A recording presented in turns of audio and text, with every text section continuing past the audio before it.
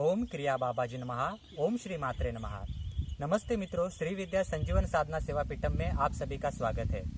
आज बहुत समय के बाद आपके सामने एक बहुत सुंदर लेक्चर आपके सामने लेकर आए हैं और ये लेक्चर है स्पिरिचुअल इंजीनियरिंग अथवा स्पिरिचुअल करियर किस प्रकार से करना चाहिए। इस स्पिरिचुअल करियर में अब देखिए कि एक 3 सवाल यहाँ पर मैंने लिए हैं। पहला सवाल है कि आध्यात्मिकता किस मार्ग से निकलती है।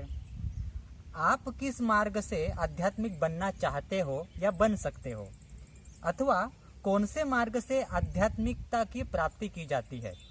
अब मित्रों, यानी इसीलिए ये तीनों प्रश्नों का हेडिंग मैंने दिया है स्पिरिचुअल इंजीनियरिंग। ये जो लेक्चर है ये थोड़ा लंबा होने वाला है। आपको ये लेक्चर पूरा सुनने की आवश्यकता है, तभी जाकर ये बहुत कुछ चीज़ें जो स्पिरिचुअलाइजेशन में है वो समझ में आएगी। ये जो लेक्चर स्पिरिचुअल इंजीनियरिंग है, ये समझते वक्त आपको एक बात समझनी होगी कि हम जो स्पिरिचुअलाइजेशन को देखते हैं वो हिंदुओं के नज़र से ही देखते हैं, क्योंकि बचपन से ये देवी देवता हिंदुओं की है, वो देवी देवता हिंदुओं की है। इसी प्रकार से इतने सारे संस्कार हमारे ऊपर डाले जाते हैं कि इस्लाम है, यहूदी है, जैनिज्म है, बुद्धिस्ट कल्चर है, इसमें भी स्पिरिचुअलाइजेशन जो है वो किस प्रकार से है, इसका अभ्यास तक हमारे दूर दूर तक हमारे ऑरा में भटकता नहीं है। आप देखिए, जो हम हिंदू है, हमारे हिंदुओं से डबल गुना जो आबादी है वो इस्लाम की है। इस्लाम से डबल गुना आबादी जो है वो क्रिश्चियन धर्म की है। अब इनमें बुद्धिस्ट और जैन भी जो है वो भी स्पिरिचुअलाइजेशन में काफ़ी आगे जा चुके हैं। तो आध्यात्मिकता को पकड़ते वक्त या फिर जो आप स्पिरिचुअलाइजेशन का आप नॉलेज लेना चाहते हैं, आगे बढ़ना चाहते हैं, तब मैं हिंदू ही हूँ ऐसी सोच जो होती है, जो आज के लोगों में है, कि वो थोड़ी सी आपको साइड में रखनी पड़ेगी। क्योंकि जब आप एक मानव है, क्योंकि सारे लोग एक मानव है, सभी लोगों में एक जीव है, तो ये सोल नाम की जो भावना होती है, आत्मा नाम की भावना होती है, वो पकड़कर ही आपको आगे बढ़ना होगा। तभी जाके आध्यात्मिकता कितनी फैली है दुनिया में ये समझ में आएगा। यहाँ आप लोग देखिए कि एक आदमी जो होता है कि किसी शहर में रहता है, तो उस शहर के सारे रास्ते, सारे रोड उसको कभी कभी पता ही नहीं होते। यानी दुनिया का विस्तार कितना बड़ा है। तो आध्यात्मिकता भी जो है वो बहुत बड़ी है। स्पिरिचुअल इंजीनियरिंग में आपको एक बात समझ, एक भ्रम है, ये भ्रम आपको दूर करना पड़ेगा। ये भ्रम ऐसा है कि काफ़ी लोगों के माहौल में ऐसा कहा जाता है कि इंडिया में काफ़ी लोग जो है स्पिरिचुअल हो चुके हैं, दुनिया में आध्यात्मिकता बढ़ चुकी है। तो मित्रों, दुनिया में आध्यात्मिकता तो बढ़ चुकी है, परंतु ये आध्यात्मिकता जो बढ़ी हुई है ये ओरिजिनल आध्यात्मिकता नहीं है, ये विकृत रूप की आध्यात्मिकता बढ़ चुकी है। आप देखिए कितने सारे व्हाट्सएप ग्रुप में कोई कोई कितना शामिल होता है। कोई स्पिरिचुअलाइजेशन का आर्टिकल आएगा, वो 10 ग्रुप में भेज देगा। खुद की पढ़ाई, खुद का रिसर्च कुछ नहीं। जब आप स्पिरिचुअलाइजेशन में आगे बढ़ते हो, तब ये मन से पहले निकाल दो कि कोई बड़ा गुरु होगा कि जिसके हजारों लाखों फॉलोअर्स होंगे, जिसके दुनिया में लाखों फॉलोअर्स और ना जाने कितने सारे आश्रम होंगे, और वही हमें रास्ता दिखाएगा।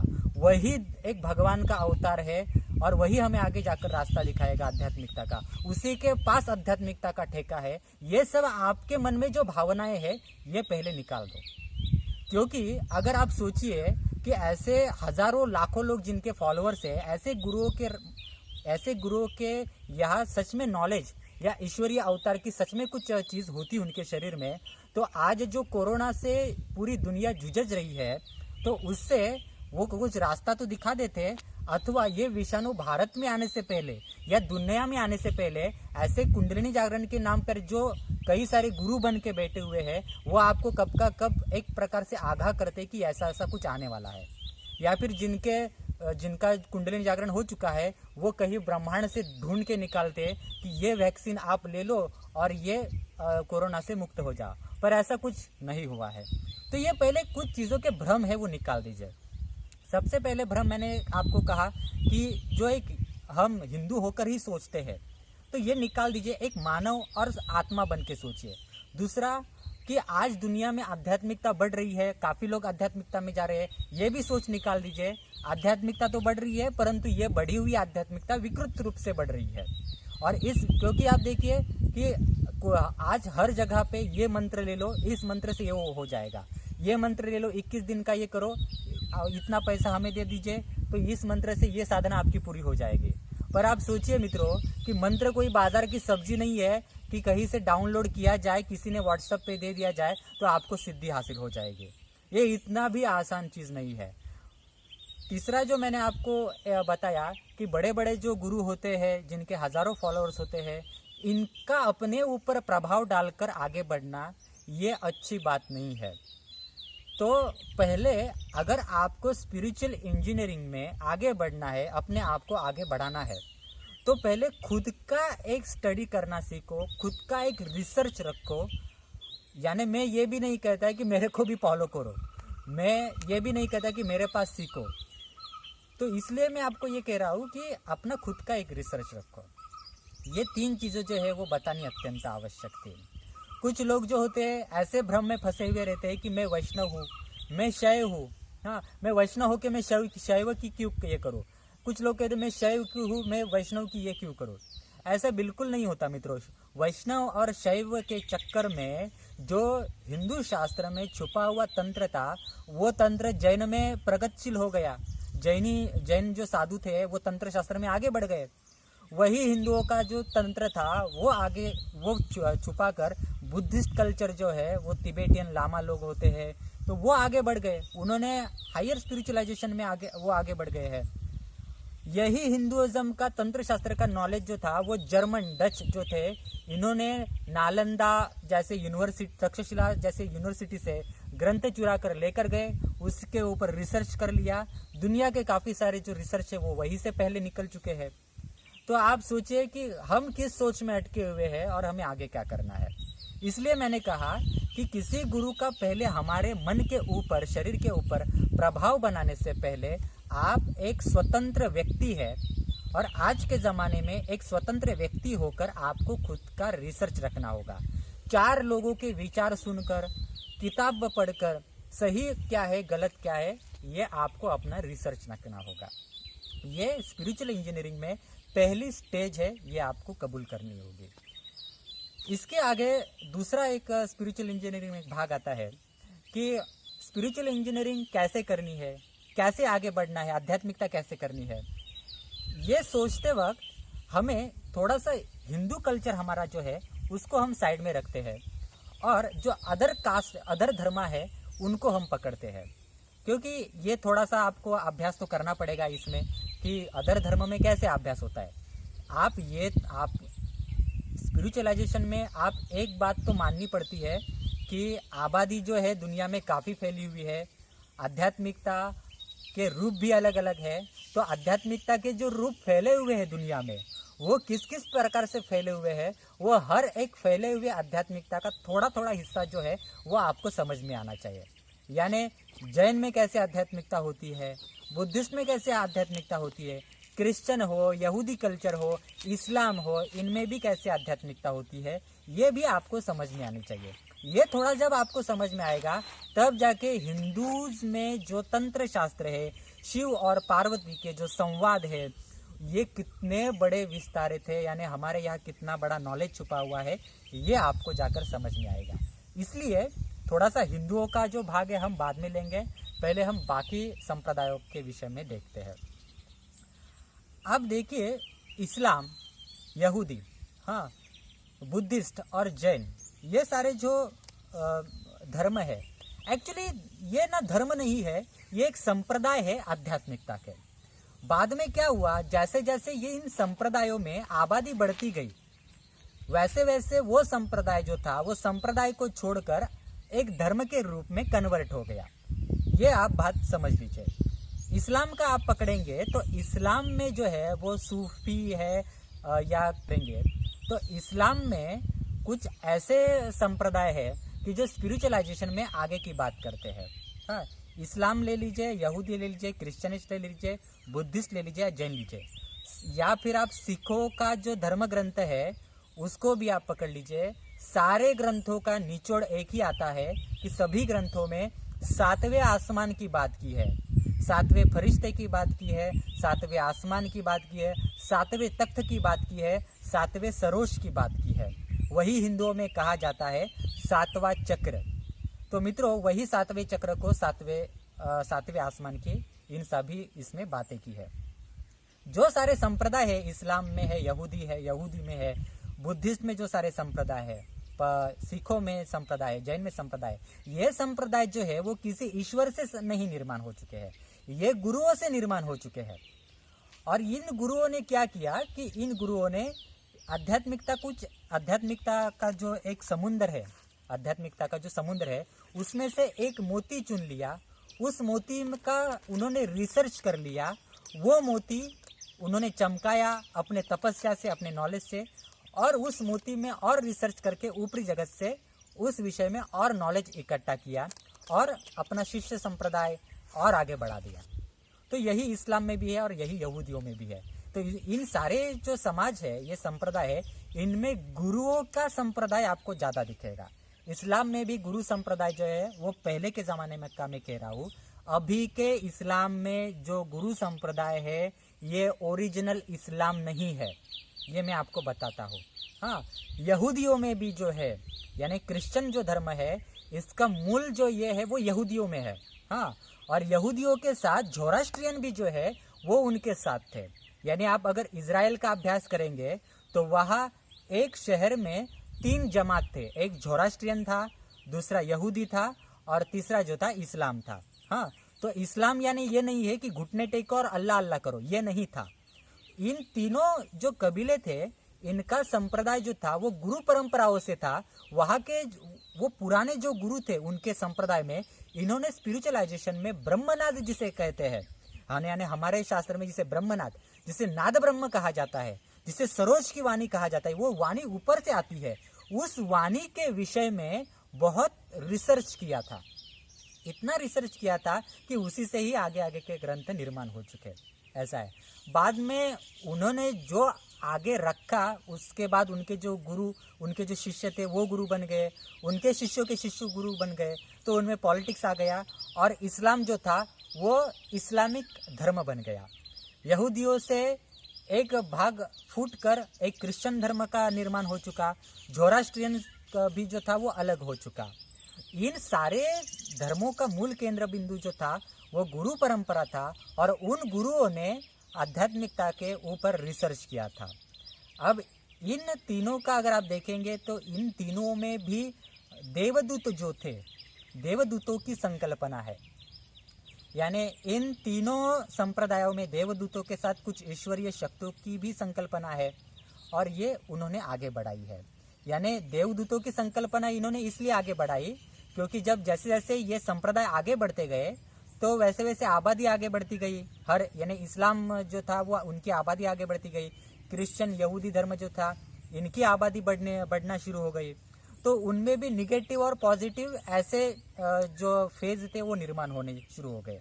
यानी जैसे कुछ ब्लैक मैजिक का लोग करने लग गए, तो समाज रचना जो थी वो समाज रचना एक स्क्वायर में बिठाने के लिए जैसे जैसे इनके गुरुओं ने आगे बढ़ गए वैसे वैसे उन गुरुओं ने एक प्रकार से समाज के लिए धर्म ग्रंथ की रचना की और उसमें कुछ अगर बुरी चीज़ें होती थी तो उन बुरी चीज़ें हटाने के लिए कुछ पॉजिटिव चीज़ें जो थी वो देवदूतों से निकाल ली।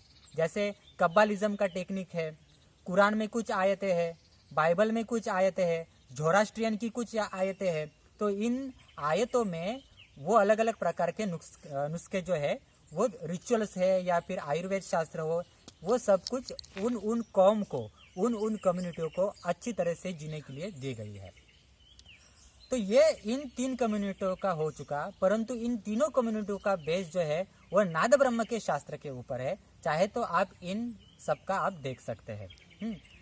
दूसरा हो गया कि आप बुद्धिस्ट धर्म का ले लीजिए।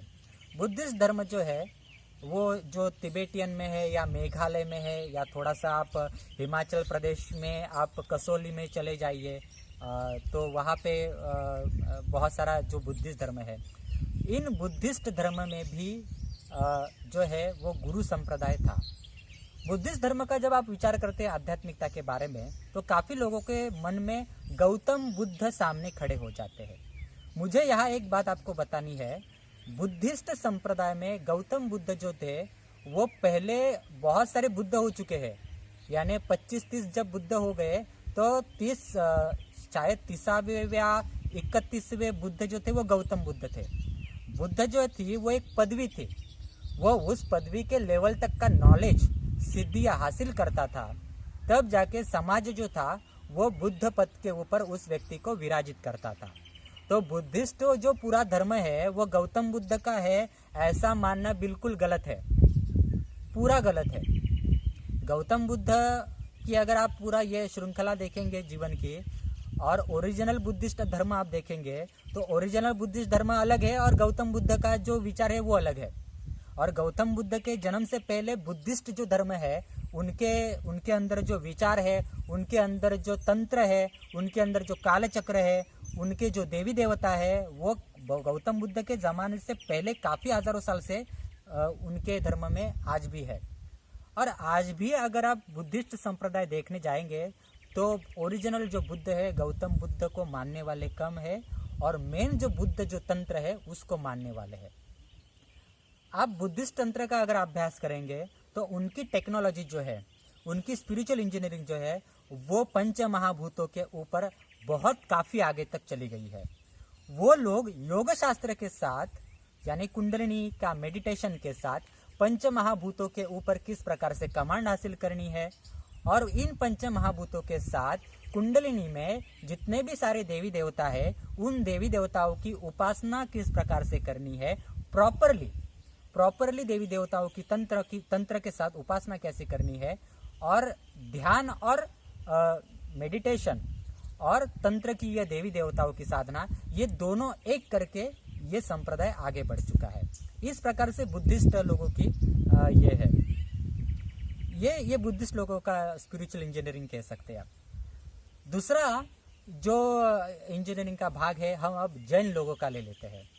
काफ़ी लोगों को यही पता है कि जैन लोगों में गुरु परंपरा है और वहाँ के लोग जो होते हैं कि आप सत्य से चलो, सत्य के मार्ग पर चलो, ऐसा करो वैसा करो, आप जानते ही है। काफ़ी लोग ये भी जानते होंगे कि जैन में कुल देवी कहाँ होती है, जैनों में देवी देवता कहाँ होते हैं, तो वो तो वहाँ पे तो गुरु होते हैं, वही सब कुछ करते हैं। मित्रों, ये एक बिल्कुल झूठ है जैन संप्रदाय का। जैन संप्रदाय में जितने भी बड़े बड़े गुरु बैठे हुए हैं उनके भी अलग अलग प्रकार के देवी देवता होते हैं। और जैसे बुद्धिस्ट में तंत्र है देवी देवताओं का, हिंदुओं में अलग अलग प्रकार का तंत्र है, उसी प्रकार से जैन में भी तंत्र है। और उनका तंत्र बस क्या है कि उनका जो गुरुओं का कल्चर है, गुरुओं का जो संप्रदाय है, उनका आश्रम है, वहाँ तक ही सीमित रह चुका है। बाकी जैन लोगों का वो तंत्र करने की वहाँ पे परमिशन नहीं है। बस बाकी के जैन लोग आ जाओ और वहाँ पे कुछ दान धर्म करो, गुरु की सेवा करो और चले जाओ, इतने तक ही रहा है। परंतु जैन में आज भी बहुत सारे जैनिज्म के कास्ट के लोग हैं कि उनकी कुल देवी प्राचीन काल से चली आ रही है। मेरे काफ़ी सारे जैन लोग मेरे पास सीख रहे हैं। कितने सारे जैन लोग जो है उनकी कुल देवी को चले जाते हैं, उनके कुल देवी की उपासना करते हैं, दान धर्म करते हैं, घर में भी ब्राह्मण बुलाकर उनके कुल देवी की पूजा तक करते हैं। कितने सारे जैन मुनि जो है वो उनके जैन में जो पद्मावती है, घंटाकर्ण है और अलग अलग प्रकार के 52 वीर है, उन वीरों की भी तपस्या करते हैं। मित्रों, ये क्या हुआ कि जैन में भी बुद्धिज्म जैसा मेडिटेशन, मंत्र शास्त्र की एकाग्रता, शरीर की सूचीभूतता, पंच महाभूतों के ऊपर कमांड और उसी के साथ किसी एक भगवान की पूर्ण रूप से सश्रद्धा उपासना, इन सारी चीज़ों को एक करके वो समाज आगे बढ़ चुका है। तो यानी ये सब कुछ, ये जो समाज है इनका अगर आप स्टडी करेंगे तो इन सारे समाज में आपको देवी देवताओं की साधना उपासना करनी ही पड़ती है। यानी यहाँ पे कोई ऐसा नहीं है कि जैसे आप हिंदुओं में आप देखेंगे या फिर आज जो मेडिटेशन में जितने सारे लोग हैं वो कहते हैं कि मैं कुंडलिनी जागरण करना चाहता हूँ, मेरा कुंडलिनी जागरण से सब कुछ हो जाएगा, मैं योग में मेडिटेशन करता हूँ, मैं ये करता हूँ वो करता हूँ। तो मित्रों, सिर्फ मेडिटेशन करके वो 7वां नाद जो है, वो ब्रह्म नाद जो है या देवी देवता जो है वो, या फिर आप एनलाइटमेंट जिसे कहते हैं या स्पिरिचुअल इंजीनियरिंग जिसे कहते हैं, ये आप नहीं कर सकते। स्पिरिचुअल इंजीनियरिंग में आपको काफ़ी चीज़ों को पहले समझना होगा। जैसे आपने अलग अलग समाज संप्रदायों को ठीक से समझा है, वैसे ही अभी हम हिंदुओं में क्या क्या चीज़ें हैं इसको हम समझेंगे। हिंदुओं को समझते वक्त ये एक बात आपको समझनी होगी कि आज हिंदुओं में इतने सारी गुरु परंपराएं हैं, इतने सारे एक अलग अलग प्रकार के संत महात्मा बन चुके हैं, और कई सारे महाराजों ने विदेशों में इतनी सारी प्रॉपर्टी लेके इतना कुंडली का या फिर किसी योग का, किसी धर्म का इतना सब कुछ बढ़ा कर रखा है कि अब मैं आपको क्या बताऊँ, आप तो सब देखते ही होंगे कि माया कितनी बढ़ चुकी है। यानी ऐसी हालत हो चुकी है कि लोगों की कि उनके जो गुरु है वो अपने शिष्य को पहचानते भी नहीं, और शिष्य जो है आए दिन अपने गुरुओं की इतनी आरती उतार रहा है, बर्बाद हो गया पर अपने गुरु को नहीं छोड़ना चाहता है। हाँ, अब ये इतने सारे गुरु जो है ये भारत में आकर अपने शिष्यों को कस्टमर मानते हैं, यहाँ से शिविरों से पैसे इकट्ठा कर देते हैं और अपने ट्रस्ट के द्वारा विदेशों में ट्रांसफर कर देते हैं। इसलिए मैंने आपको कहा कि पहले आप एक स्वतंत्र व्यक्ति हो, आप एक स्वतंत्र आत्मा हो, और आप अपनी आत्मा को किसी के हवाले करने से पहले अपनी सोच का जो एक प्रकार से विस्तृतता है वो बढ़ानी आवश्यकता है। आप जितने अपने आप को विस्तृत करेंगे उतना आपको नॉलेज यहाँ पे मिलेगा। ये आप मुझे एक बात बताइए कि परमाणु नाम का जो बम है, हाँ, ये परमाणु नाम का जो बम है इसकी ब्लूप्रिंट जो है वो आपको दी गई, तो आप उसका क्या करोगे? पहले तो आपको परमाणु कैसे बनाना है यही पता नहीं है, केमिकल हो, फिजिक्स हो, इसका ही नॉलेज नहीं है। हाँ, कौन से साइंस परमाणु में क्या होते हैं, कितने पोटेंशियल में क्या लेना है यही पता नहीं है, तो आप परमाणु बम बनाओगे कैसे? बराबर है। दूसरा कि परमाणु बम का जो ब्लूप्रिंट है वो आपके हाथों में क्यों कोई लाकर रखे? इतना लेवल आपका है क्या? बराबर। अब मैं ये आपको उदाहरण क्यों दे रहा हूँ, क्योंकि आप जिस 10 महाविद्याओं की साधना कर रहे हैं, जिस शिव की, काली की, श्री विद्या की हो, बगलामुखी, धूमावती हो, या फिर मातंगी हो, तारा माता हो, अलग अलग प्रकार के लोग अलग अलग साधनाएं कर रहे हैं। लोगों को लगता है कि मुझे तारा माता का मंत्र मिल गया, मुझे श्री विद्या का मंत्र मिल गया, मैं श्री यंत्र सामने रखूंगा, माला के ऊपर उस मंत्र का जाप करूंगा, मेरी साधना हो गई। मूर्खों की तरह समाज में फैली हुई ये भावना है। इसलिए मैंने ये परमाणु बम के ब्लूप्रिंट का आपको उदाहरण दे रहा हूँ, क्योंकि यह 10 महाविद्या या उप महाविद्याएं जो है, देवी देवताओं के मंत्र जो है, ये मंत्र परमाणु बम से कुछ कम नहीं है। अगर आप सोचिए कि ये मंत्र से सब कुछ हो जाता, ये मंत्र से सब कुछ हो जाता, तो आए दिन इंडिया में इतने सारे लोग जो है ये बहुत आगे स्पिरिचुअलाइजेशन में बढ़ जाते हैं। परंतु नॉर्थ इंडिया में आप देखिए इतनी सारी आध्यात्मिकता अलग अलग टाइप की बढ़ी चुकी है। नॉर्थ इंडिया में महाराष्ट्र से लेके दिल्ली, हिमाचल प्रदेश, पंजाब, हरियाणा तक, यूपी में, गुजरात में या फिर राजस्थान में इतने सारे लोग अलग अलग संप्रदाय में जुड़ चुके हैं। कोई ये मंत्र करता है, कोई वो मंत्र करता है, परंतु सबसे ज्यादा जो निगेटिविटी है वो नॉर्थ इंडिया में ही है। साउथ इंडिया का और नॉर्थ इंडिया का आप स्टडी कीजिए, आपको समझ में आएगा क्या चीज़ है वो। हाँ, साउथ इंडिया के जो लोग हैं वो किसी भी चीज़ को प्रॉपरली फॉलो करते हैं और उनको किस प्रकार से क्या करना है वो बिल्कुल प्रकार से मालूम होता है। हाँ, इसलिए मैं आपको कह रहा हूँ कि परमाणु की जो ब्लूप्रिंट है वो आपको क्यों ला कर रख दे, और ये विध्वंस करने वाली जो परमाणु की ब्लूप्रिंट है वो लेकर आप क्या करेंगे? उतनी आपकी बौद्धिक क्षमता है क्या? उसी प्रकार से मंत्र भी जो है वो एक परमाणु ही है। जब तक उस मंत्र रूपी परमाणु को, जो मंत्र है उसमें देवता रूप जो परमाणु है, देवता रूप जो अणु है, उस देवता को क्या चाहिए, वो देवता की समझ क्या है, ये जब तक आपको समझ में नहीं आएगी तब तक ये परमाणु आपको बनाने का विधि आपको समझ में ही नहीं आएगा। क्यों आपको काली जो है वो प्रसन्न हो जाए, क्यों बगलामुखी आपको प्रसन्न हो जाए, आपके सामने ये सारी देव देवता प्रसन्न होने के बाद उनके पास आप क्या मांगोगे? यहाँ आप सोचिए कि लोग जो है अनकंडीशनल लव की बात करते हैं, एको हम बहुश्यामी की बात करते हैं, जो तुझ में है वो मुझ में है, मुझ में है वो तुझ में है, ऐसी बातें करते हैं। परंतु अभी रोड पे जो लोग भिखारी है उनको आप 10 दिन के लिए अपने घर के अंदर पनाह दे सकते हो क्या?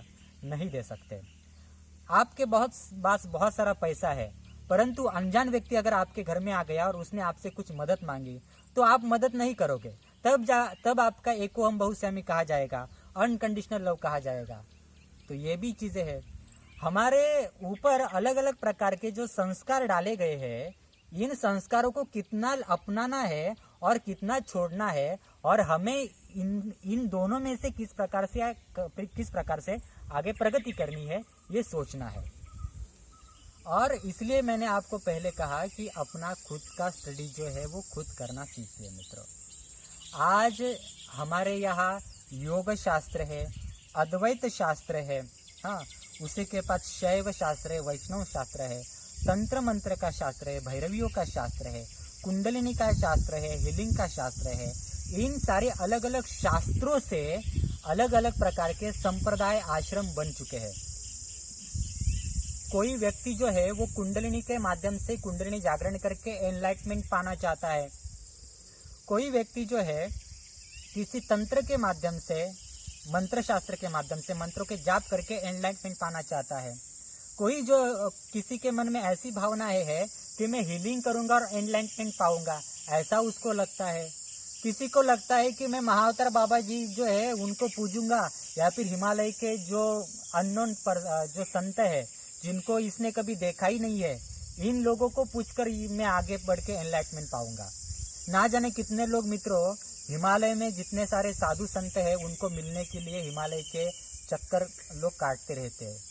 ऐसे 20, 25, 30 साल तक चक्कर काटते हैं, पैसे खर्च करते हैं, उम्र खर्च करते हैं, परंतु उनके सामने हिमालय का कोई सिद्ध मुनि नहीं मिलता, बल्कि समय की बर्बादी ज़्यादा हो जाती है।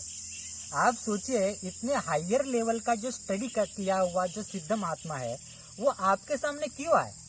आपके सामने इतनी स्पिरिचुअल मैच्योरिटी है क्या? ये आप देखिए। हिंदू शास्त्र का जो स्पिरिचुअल इंजीनियरिंग है या फिर स्पिरिचुअल इंजीनियरिंग में आगे बढ़ने से पूर्व मैं आपको जाते जाते इस पहले पार्ट में ये कहना चाहता हूँ कि जिस प्रकार से हम एक अपना बिजनेस में या फिर अपने जॉब में करियर करते हैं, जैसे कि कोई आईटी इंजीनियर है तो आईटी इंजीनियर अपना सीवी तैयार करता है, तब वो काफ़ी दिमाग लगाकर सीवी तैयार करता है और अपने सीवी में कोई ऐसा गलत पार्ट नहीं ऐड करता कि जिससे कि आगे जाकर इंटरव्यू में आगे की उसके करियर में कोई डिफेक्ट पैदा ना हो।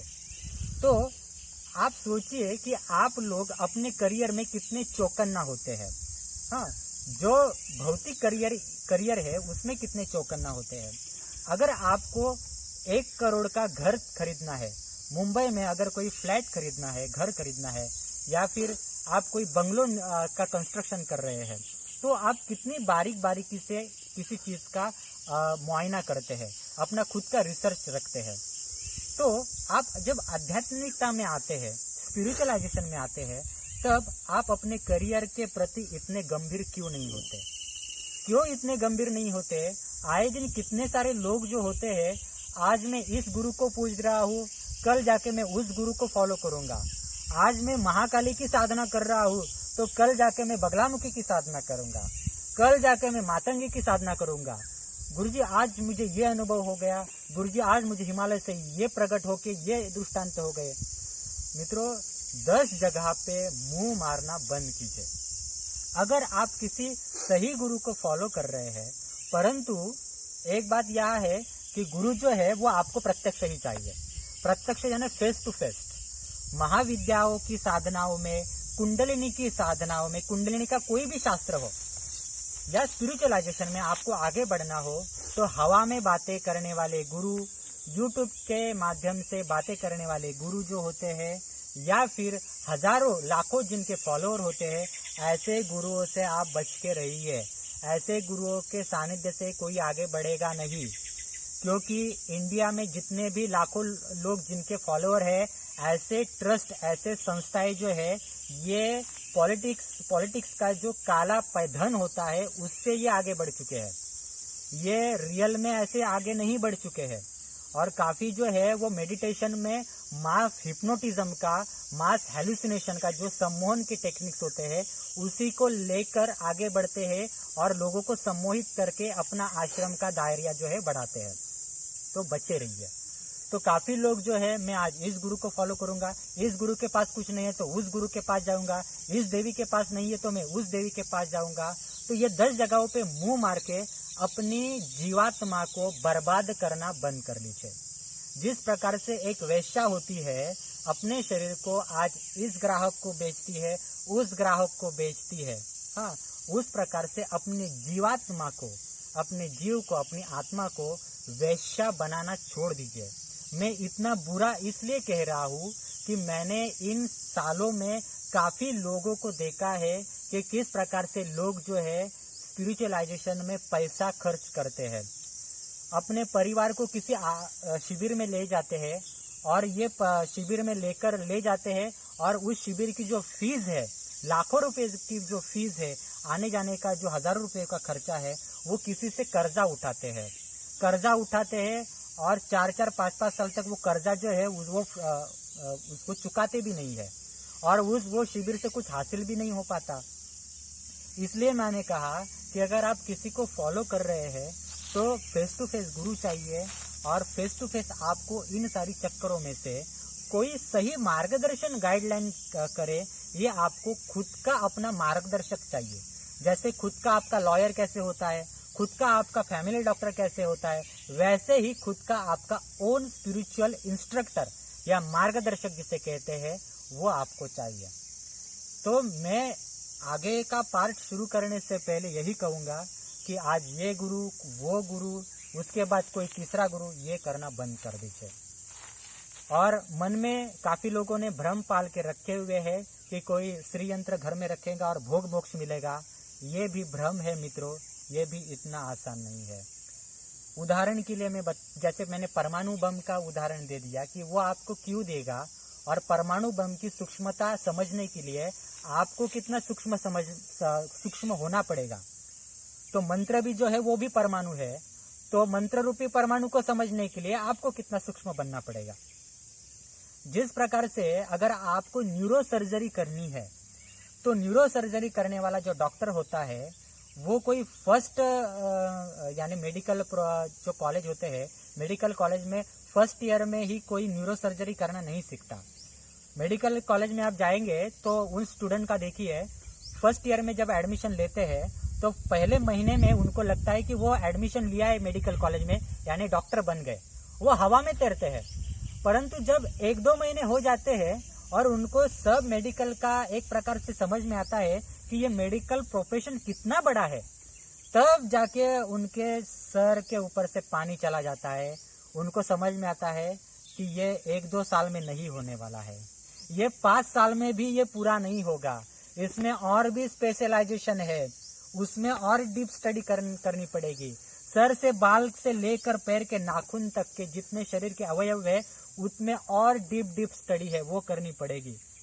तब जाके कोई जो है वो MBBS की स्टडी करने के बाद MS बनेगा या MD बनेगा किसी एक चीज में। तो आप सोचिए कि ये स्पिरिचुअलाइजेशन जो है, क्या आप कोई मंत्र का जाप करके या फिर घंटा 2 घंटे मेडिटेशन करके या गोल गोल घूम पे या जो हवा में बातें करके ये जो स्पिरिचुअलाइजेशन जो है वो आपको हासिल होगी? इतनी आसान नहीं है। आप जो शास्त्रीय संगीत करने वाले लोग होते हैं या शास्त्रीय वाद्य जो होता है वो वादन करने वाले लोग होते हैं, उनका थोड़ा आप स्टडी कर लीजिए। क्या शास्त्रीय संगीत, नृत्य और वादन करने वाले जो कलाकार होते हैं उनको 1 महीने की क्लास लगाकर, 1 महीने की क्लास में गुरु के, टीचर के पास जाकर स्टडी करके उनको कोई टेक्निक आती है? नहीं आती।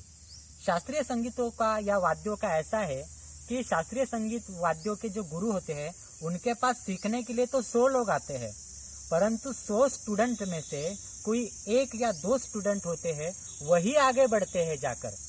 और उसमें से भी शास्त्रीय जो नृत्य हो, वाद्य हो या फिर गायन हो शास्त्रीय, उसमें एक सुर ठीक से बैठने के लिए काफी समय चला जाता है। आप चाहे तो इनमें से किसी को पूछ लीजिए, तब जाके आपको समझ में आएगा। आपका जो शरीर है 9 महीने तक आपके माँ के गर्भ में तैयार होने के लिए 9 महीने तो चले गए ना। तो उसी प्रकार से कोई ऐसा नहीं है कि 1 महीने में किसने जन्म धारण कर लिया। मुर्गी भी जो है अपने अंडों को एक प्रकार से हीट देने के लिए काफी लंबे समय तक, दिन में काफी लंबे समय तक अंडे के ऊपर बैठती है। तब जाके एक कुछ दिन चले जाने के बाद उसमें से बच्चे बाहर निकल आते हैं।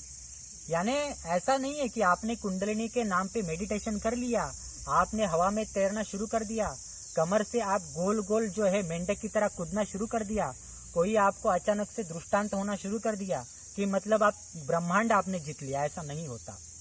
मूल जो ब्रह्मनाद होते हैं मित्रों, वो अलग ही चीज है, जो इतने सूक्ष्म होते हैं जो शिव पार्वती ने पहले ही बता के रखे हुए हैं। परंतु शिव पार्वती के संवाद आपके सामने लाया ही नहीं जाता। आपके सामने कुंडलिनी के नाम पे बस मास हेलुसिनेशन, मास सम्मोहन, यही टेक्निक लाए जाते हैं। और बस ये 7 चक्र होते हैं, इन चक्र में ये कलर होता है, वो मंत्र होता है, और आप उसी चक्कर में फंस जाते हैं। बहुत कुछ चीजें हैं मित्रों। आज के स्पिरिचुअल इंजीनियरिंग के इस भाग में जो है इतना ही बताऊंगा। सेकंड पार्ट का इंतजार कीजिए। ये चैनल आप सब्सक्राइब कीजिए। ये नॉलेज और लेक्चर का भाग जो है और लोगों तक पहुंचाइए। और हमारे जो ब्लॉग है उस ब्लॉग में बहुत सारा नॉलेज छुपा हुआ है, वो पढ़िए। हमारे जो कुछ ऑनलाइन कोर्सेस है नॉलेज के, क्रिया योग एसेंशियल है, श्री विद्या एसेंशियल है, लॉकडाउन चल रहा है, उसका फायदा उठाइए और अपना नॉलेज का, स्पिरिचुअलाइजेशन का विस्तार है वो बढ़ाइए। मैं कोई कुंडलिनी जागरण का कोई कोर्स नहीं लेता हूँ या कोई महाविद्या का जागरूक करने का कोई मंत्र नहीं देता हूँ। आप लोग जानते ही होंगे। मेरा सीधा रास्ता है, आप खुद अपना रिसर्च कीजिए और आपके रिसर्च में मैं आपकी मदद करूँगा। ये मेरा सीधा रास्ता है। धन्यवाद मित्रों। नेक्स्ट टाइम हम सेकंड पार्ट में ज़रूर मिलेंगे।